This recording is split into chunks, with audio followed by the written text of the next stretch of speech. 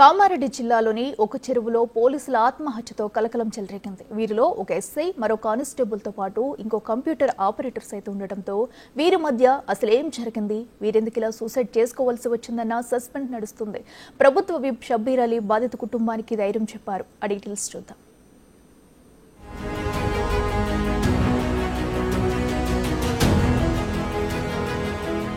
కామారెడ్డి జిల్లా బిక్కనూరు స్టేషన్లో పనిచేస్తున్న ఎస్ఐ సాయి కుమార్, బీబీపేట ఠాణాలో పనిచేసే కానిస్టేబుల్ శృతితో పాటు బీబీపేట మండలానికి చెందిన కంప్యూటర్ ఆపరేటర్ నిఖిల్ ఆత్మహత్య ఘటన కలకలం రేపింది.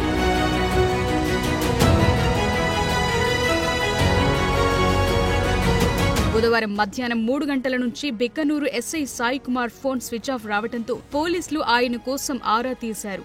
బీబీపేట స్టేషన్లో పనిచేస్తున్న కానిస్టేబుల్ శృతి కూడా బుధవారం ఉదయం డ్యూటీ టైం అయిపోవడంతో ఇంటికి వెళుతున్నట్లు స్టేషన్లో చెప్పి వచ్చారు. మధ్యాహ్నమైనా తమ కుమార్తె ఇంటికి రాకపోవడంతో కానిస్టేబుల్ శృతి తల్లిదండ్రులు బీబీపేట పోలీసులకు సమాచారం ఇచ్చారు.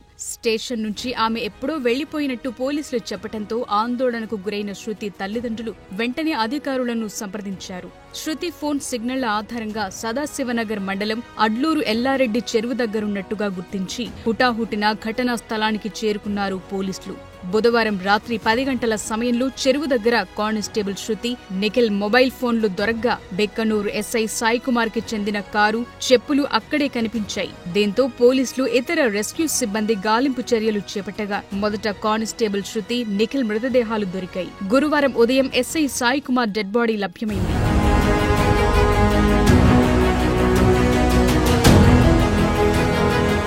ఎస్ఐ సాయి కుమార్ గతంలో బీబీపేట పోలీస్ స్టేషన్లో పనిచేశారు. ప్రస్తుతం శృతి సైతం ఇక్కడే డ్యూటీ చేస్తున్నారు. బీబీపేటకు చెందిన నిఖిల్ సొసైటీలో ఆపరేటర్గా పనిచేస్తూనే కంప్యూటర్ రిపేర్లు సైతం చేస్తుంటారని తెలుస్తోంది. అయితే ఈ ముగ్గురి మధ్య ఉన్న గొడవలేంటి? ఎస్ఐ, మహిళ కానిస్టేబుల్ తో పాటు యువకుడు కలిసి చెరువు దగ్గరకు చేరుకున్నారా? అసలు ఆత్మహత్య చేసుకోవాల్సిన అవసరం ఏమొచ్చిందన్న విషయాలు పోలీస్ దర్యాప్తులో తేలాల్సి ఉంది. ఆఫ్టర్నూన్ ఎర్లీ ఈవినింగ్ నుంచి ముగ్గురు కూడా లేరు అన్న ఇన్ఫర్మేషన్ ఉంది. సో వెతుకుతుంటే ఈవినింగ్ ఇక్కడికి వచ్చారు. ఇక్కడికి వచ్చిన తర్వాత నైట్ సర్చ్ లో ఇద్దరు బాడీస్ మనకి దొరికాయి. ఇప్పుడు మార్నింగ్ ఇంకొకటి.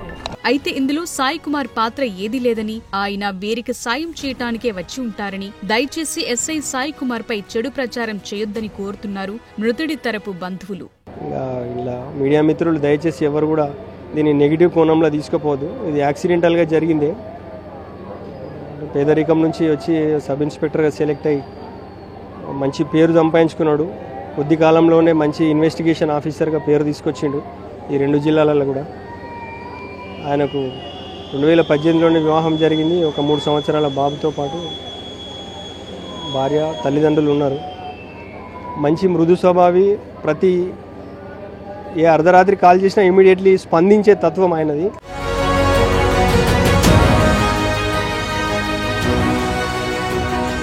ఇప్పటికే ఎస్ఐ సాయి కుమార్ కుటుంబాన్ని ప్రభుత్వ విప్ షబ్బీర్ అలీ కలిసి ధైర్యం చెప్పారు. మీడియాకు సైతం ఒక క్లారిటీ ఇచ్చి వెళ్లారు. శృతి, నిఖిల్ గొడవపడి చెరువులో దూకి ఆత్మహత్య చేసుకుంటే ఎస్ఐ సాయి కుమార్ కాపాడే క్రమంలో తాను కూడా మరణించడం బాధాకరమని, సాయి కుమార్ కుటుంబాన్ని ఆదుకుంటామని హామీ ఇచ్చారు షబ్బీర్ అలీ. ఒకరికొకరు రక్షించేందుకు పోయినాము అనుకుంటున్నాము. ఎందుకంటే ముందుగా ఊహిస్తున్నాము, ఎంత రైట్ అని చెప్పలేము. మాకున్న సమాచారం దొరికిన ప్రకారంగా ఆమె దొరికింది. దాని తర్వాత నిఖిల్, తర్వాత ఇద్దరిని రక్షిద్దామని ఈయన దొరికినాడు. ఎందుకంటే వాళ్ళు సామాన్ బయట పెట్టుకుని ఉన్నారంటే ఏదో ఉండే వాళ్ళకు. ఇతడు ఈయన టెలిఫోన్ కానీ అన్ని జేబులోనే ఉండే. అంటే సడన్గా వాళ్ళను రక్షిద్దామని ఈయన కూడా దొరికిండు. కానీ ముగ్గురుకు ఈత రాదు, బాధాకరంగా.